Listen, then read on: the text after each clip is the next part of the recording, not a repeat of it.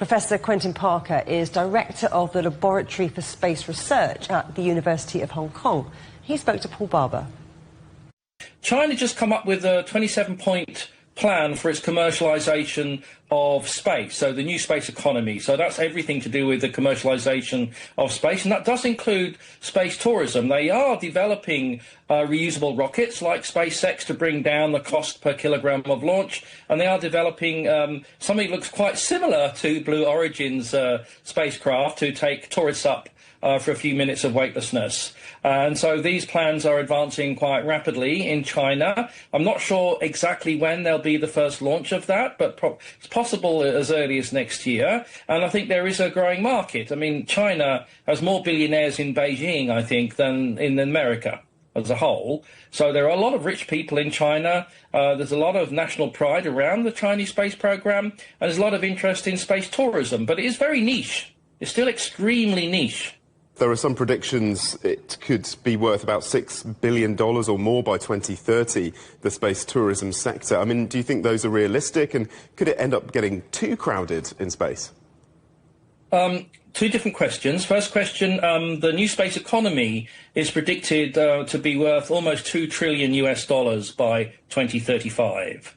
I've seen figures that started off at 1.5 million, went up to 1.8, now approaching 2 trillion. This is from the World Economic Forum and Morgan Stanley Investment Bank, putting these figures on to the global overall new space economy, which includes all the satellites and everything else. Space tourism is a very small part of that, as you mentioned, a few billion compared to 2 trillion. So a huge difference in scale between the overall low Earth orbit ecosystem, where most of these satellites are going, and space tourism. Now, when you're saying crowded, it's a very pertinent question, not because of crowded by humans up there, but crowded by the number of satellites we're putting into low Earth orbit. There's so many now, and there's so many collisions happening, and so many prospects of collisions that, you know, the entire low Earth orbit ecosystem could disappear over a period of a week if the so-called Kessler syndrome happens.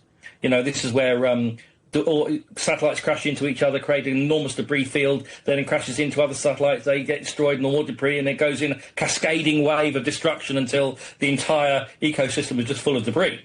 So that's pretty scary, and that's predicted to potentially occur by as early as the middle of the next decade as well, so potentially only 10 years. So space tourism is seen in the context of the entire low Earth orbit space ecosystem, which is under existential threat, and it's getting really serious. So that entire 2 trillion economy I was talking about could kind of disappear. Do you think it is going to become slightly less of a niche industry?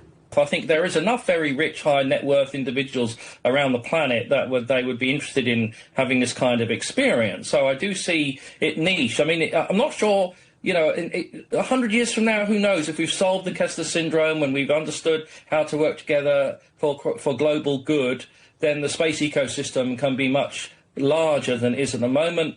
Not just space tourism, but, you know, to the moon. You know, we're looking at lunar bases through Artemis and the International Lunar Research Station from China, and, you know, missions to Mars. So there's lots of potential going forward, but, you know, there are lots of issues and problems too that need to be solved, and that will take important international global collaboration to make it happen.